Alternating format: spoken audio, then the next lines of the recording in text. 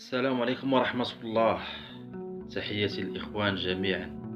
مبروك المنتخب القطري بتتويجه بكأس آسيا 2023 اللي تلعب في 2024. ومبروك للمنتخب الأردني وصيف البطل لأول مرة في التاريخ ديالو.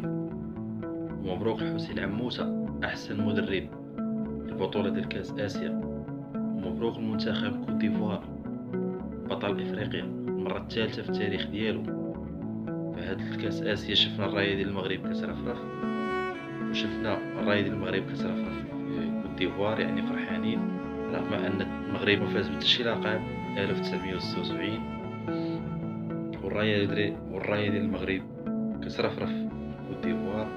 الإيفواريين كيعتبروا أن المغرب يعني ساهم بشكل كبير أن الإيفوار باش تحقق هاد اللقب. فمبروك لكوت ديفوار، مبروك لنيجيريا، ومبروك أي واحد فاز.